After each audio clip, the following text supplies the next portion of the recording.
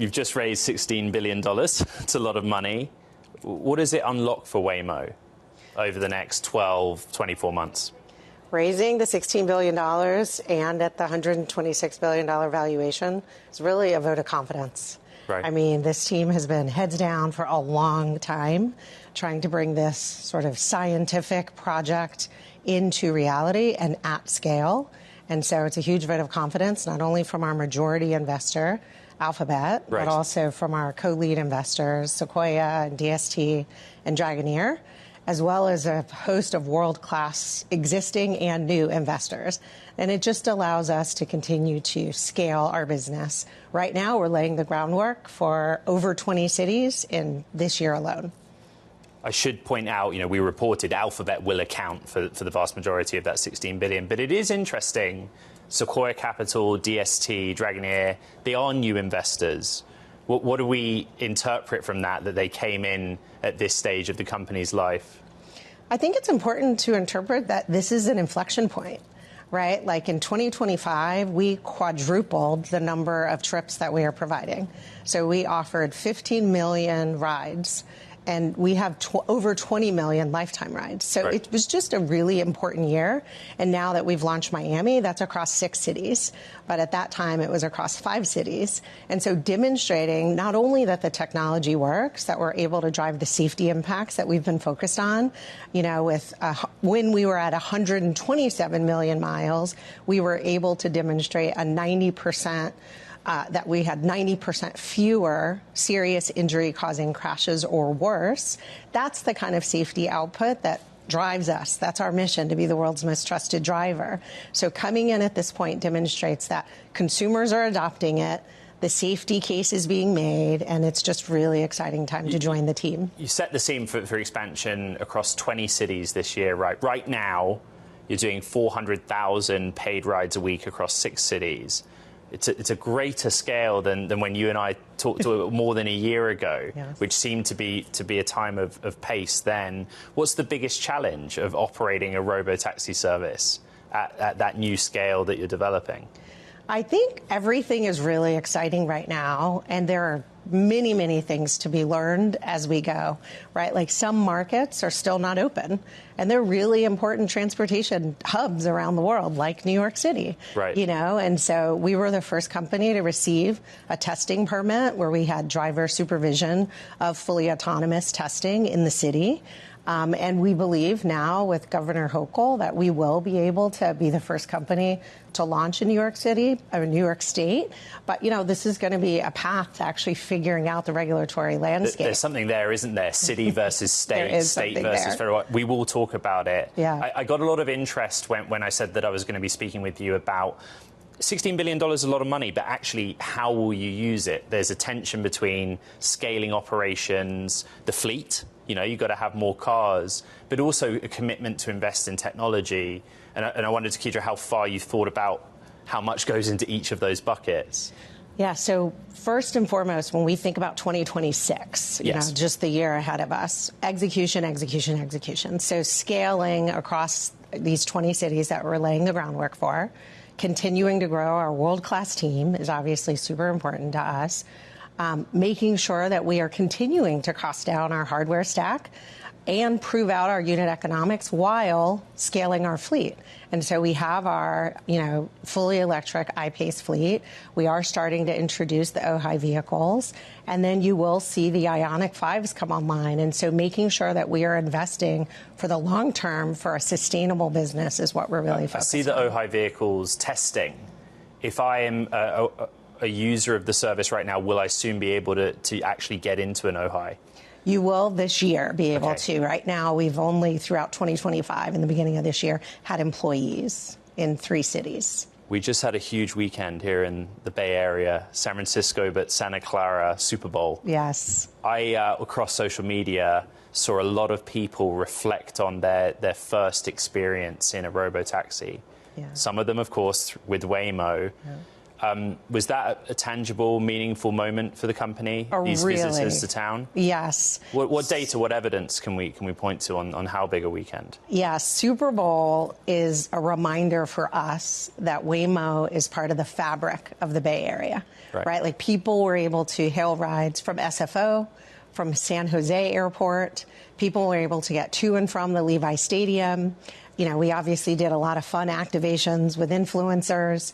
But it's just a reminder that people are using the Waymo service in everyday errands, doctor's appointments, you know, getting kids to practice, in big life moments, weddings, picking up a child from daycare, having a baby, you know, going to the hospital, pregnant, coming home from the hospital with a newborn, and then these large cultural moments. And so we've had a number of them. Obviously, we started the month with the Grammys, where we had a host of activations there. Then the Super Bowl, and then, of course, we have the All-Star Weekend coming in Los Angeles. And so we're just finding this intersection of everyday life and then real enthusiasm, because a lot of people came to the Bay Area for the Super Bowl and were not in their city. And it's the thing they had heard from their friends in the area. You have to check out Waymo. And so we saw so many downloads and so many happy riders while they were here. Waymo's reputation is growing globally, and we're going to talk about the literal expansion of your operations. But with this funding round, you know, it's a who's who of investors now on the cap table. It's a big raise at a premium valuation. How much of that is sort of setting the pieces in motion to life eventually as a public company? Is that something that you and Dimitri and the rest of the leadership plan for, or is there merit staying as you are now? You know, we are just laser focused on execution. You know, building Waymo to be financially responsible, operationally excellent, and then make sure we maintain the safety culture. Like, that's what we're really focused on. Having this vote of confidence, as you said, not only from Alphabet, but from our 3 co-leads from this round, and from all of the new investors who decided to join our cap table, and the existing ones who doubled down on their belief that this is the right opportunity to fund. And so we just feel humbled, but also there's a lot to do. So we're just really focused on making sure that we can scale, focusing on our 2 first international launches, you know, London and Tokyo, and scaling across the United States. Let's talk about the growth. A lot of people just want to understand, in some of those cities where people are frustrated because the service doesn't exist, what does it take to launch in a city? To go from mapping that city through to a full paid commercial service? Yeah, if the regulatory climate of a city is welcoming, then then we can show up and map and launch in a couple of months like we did in Miami. Right. You know, that's a city where, you know, they were welcoming and they were ready and we were ready. And so we showed up, you know, we have a fleet operating partner, and we were able to launch quite quickly after we first arrived. I think in a lot of cities, especially cities that are meaningful from a transportation perspective, where we're helping, we're working, engaging with policymakers, you know, we have the burden to demonstrate our safety impact. And so with the 127 million miles and 90% fewer serious injury-causing crashes or worse, you know, we have to educate them on that kind of impact. 82% fewer airbag deployments. You know, this isn't something that any fleet-based business has been able to come in and give policymakers data. So assuming that we can do that and then grow trust, and, you know, we do that by partnering with organizations in markets who have been trying to solve road safety issues. They've been trying to expand mobility options for residents. And so we partner with them. And then obviously we work with law enforcement and first responders to train them on how our technology works. We do not yet have, although there has been progress toward just this week, a federal level framework, set of rules. What do you think the direction of travel is with that? And you know, clearly, if you had to deal with one set of rules and not a city by city, let alone state by state basis or case, you'd be making a bit more progress, I suppose. Yeah, we think it's really important that there is a federal AV standard. We've been advocating for sort of a safety case-based approach because the technologies are different. And we think that the burden should be on companies to demonstrate why you believe your technology is safe enough. We also think there should be transparency requirements. People should have to demonstrate how many trips are you providing. Right now, the balance isn't quite there. I mean, some states require a lot of reporting. Some don't require as much reporting. I think the United States has an opportunity with this technology to lead globally. And I don't think you can lead globally if it's a framework that's governed by multiple jurisdictions across the states. And it's a way to slow down the adoption of this technology, not only in the U.S., but in other markets. New York City, not necessarily New York State. A lot of people want to know what's the roadblock there, pardon the expression, and what's the timeline. You work closely with the authorities, but that is a big potential market. Yeah, that's a market where, we're just going to have to do the work and demonstrate our safety outcomes and earn the trust and chisel away at it over time. Do they have the rules for you to follow? They do not have rules that allow the human operator to be removed from the vehicle entirely. And until that changes? But, there is an interest in doing this in the state, even outside of the city. And that gives us an opportunity to grow more fans. And fans actually are calling for this in cities where our technology can't be deployed. We are seeing organic campaigns spring up saying, I want Waymo in my town. And sometimes it's, parents of children who will never have driver's license saying, like, okay, this is a safer alternative. Let's bring it in and let's give these children independence. And so it's been really exciting for us to see people demanding it. And over time, that's going to grow. Of those 20 cities that are coming this year, New York City is not one of them factored in. No, that's right. San Francisco, the Bay Area, is my home. London's where I grew up. And I was studying the map of the boroughs that you proposed to launch in. And you correct me if my math is wrong, but just based on those boroughs, at launch, this seems to be the biggest citywide deployment from the start that you guys will have done. Is that correct? It's correct. I mean, we're in the phases of figuring out the specifics around the launch and figuring out the actual framework around the launch. And so I don't want to speak too definitively about what we're going to do. But what you're speaking to is we're not gated by the technology. And we have the appetite to scale. And we want to partner and do so safely. And we want to earn trust. So that's there's a lot of levers there that we have to figure out how to strike the right balance and how to make sure that we're introducing it to the community, both to meet the demand and to grow the trust. I asked because of those 20 cities to come, London is one. Yes. And London is now outside of the European Union, but it's kind of your Europe launch. Yes. What was that experience like within London's regulatory framework and the UK's regulatory framework? They've been extremely forward-leaning and interested in seeing how this technology could actually improve safety on their roadways. And that's where I think, we find a sweet spot when people are less sort of complacent about the status quo. And I think there's a lot of complacency about road deaths, 40,000 or 1.2 million globally. And when there isn't, I think people are actively interested in solutions. And then they want to figure out, of course, what are the things they need to think through and learn from. Well, pricing, for one, like Londoners take the bus. Yes. Londoners take the tube. Yes. Are Londoners prepared to sort of pay for a Robotaxi service that's equivalent to a human-driven black cab in London or Uber and Lyft? Yes. Yes. People are. There's, obviously before we go in, we do a lot of polling. We meet with a lot of residents as well as advocates. And people want safe, private spaces. It adds to their day versus becoming time that they lose in the day.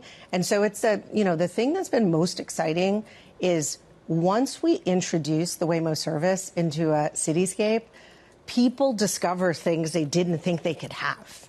Like that hour a day in the morning and by yourself to get something done, people have just sacrificed it. Yes. And whether that's on transit or whether it doesn't matter. And we're not, people want to take transit. That's great because you can also sit there. Just can't sit there maybe and take a call in quiet.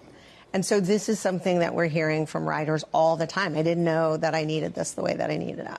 Asia Pacific is also somewhere that is it varies by country, but robotaxis are embraced. You are looking very closely at Japan. Yes. What do you see in the Japanese market? Of course, you're very closely aligned with Toyota as a partner, almost a national champion for them in the automotive space. But does your hope of launching there go beyond Toyota? Is it enabled by Toyota? And again, we have a lot of viewers in that country who just want to know when. Yes. Yes, when we first thought about Japan, we thought about Tokyo. Right. And when we first thought about Tokyo, we decided to partner with Nihon Kotsu and Go. And that's because the cabs are such an integral part of life there. Culturally as well. Culturally, yeah. Exactly. And so what that's allowed us to do is we have a fleet of vehicles there, and the drivers of those vehicles are part of that partnership. They're collecting the data for us, and so they're like helping to usher in this change. There will still be cabs for a long time, and there will be an introduction of autonomous vehicles. And so finding partners, like you said, national champions, who can help us navigate not only the regulatory climate, but who already have that trust of riders and who can help us educate riders that this isn't like something they are not welcoming. It's actually something they're quite excited about, seeing Tokyo become a city of the future from a transportation But that is a market where the rules exist for you to, through partners or otherwise, but to charge a fare and have a real business, yes, even if modest at first. That's exactly right. And of course, it's something we've helped shape. Right. There's most places contemplated drivers around the world, right? I mean, that's the way laws, whether it was 50 years ago or 100 years ago, I mean, they were sort of written to regulate automobiles, and automobiles were presumed to be driven by people. And yes, so most places we have to think through what needs to change in the laws, and then if people are willing to work with us on that, then we work with them to change it. And so in Japan, we have a path forward. Around the world, the sort of robotaxi race is framed in US companies against Chinese technology companies, right? I think this is something that Waymo and some of Waymo's executives have been kind of candid about this past week in testimony. How do you see that playing out? For example, with Toyota, you have a partner who also, in common, work with Pony AI, as an example. It's something you must be conscious of in markets where you want to expand outside of America in particular. Yes. In general, if there are other companies focused on autonomous driving to make roads safer, we think that's positive.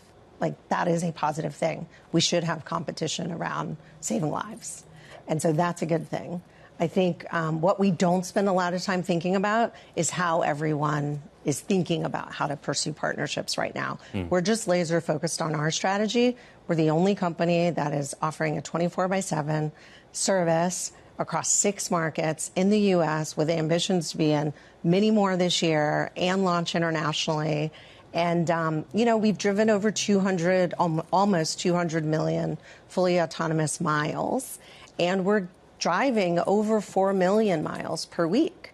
And so that's, if you think about it, that's over 6 human lifetimes every 7 days. And so our driver is learning at a rapid pace. And so we don't think there's anyone who's doing anything close to what we're doing. And so for us, it's just staying focused on our own ambitions. Safety, there are still concerns. And in January in particular, there's 2 kind of, again, case studies of regulatory scrutiny, right, of 2 specific incidences. And I think it's important, like, for both of them, I take time in putting it to you and explain it to you. But in the case of the Santa Monica incident, for example, a Waymo vehicle struck or collided with a child, but the system detected the child. It braked sharply. And at the point that the impact was made, it was a speed of single digits miles per hour, I believe 6. Yes. It had been traveling at 17. So in that instance, the system worked, but a probe was opened. Just would you reflect on that? But also, my interpretation of what Waymo's publicly stated about this is that you actually kind of welcome the opportunity to open up the system to the regulators, let them look at it. Yes. So first and foremost, this was a child, and we are extremely happy that she walked away from this incident. As you said, because there's, an investigation pending, we thought it was important to become a party to the investigation. And so we're doing that. And as we've already stated, our car was traveling 16 miles per 17 miles per hour, we did detect her, coming from behind a tall SUV into the roadway. We hard braked and we made contact, and at 6 miles an hour. And we also determined in our human equivalent model that a human would not have been able to perform as our superhuman driver performed. Right. And so this is an example, we believe, of exactly why we do what we do. We want to make roads safer, and we welcome the opportunity to cooperate with the NTSB in this investigation. Separately, safety investigators are looking at the issue of how the Waymo interacts with parked school buses. This seems to be sort of a separate technical challenge. What is that about? Why is it that the Waymo system has to, or I guess struggles with, is the headline that came out, but with a parked vehicle of that size in a school zone, of course, where you also have mixed foot traffic of children in particular?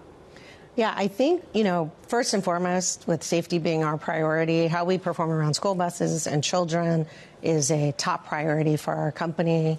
We've already addressed this situation with a software release, which is really important to us.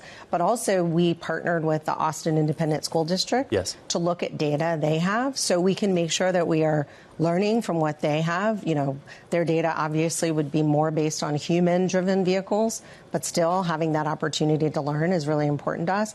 And then once again, we have agreed with the NTSB to be a party to this investigation because we think it's important for us to understand and for them to understand what we're seeing, because we also have a lot of awareness around the school buses.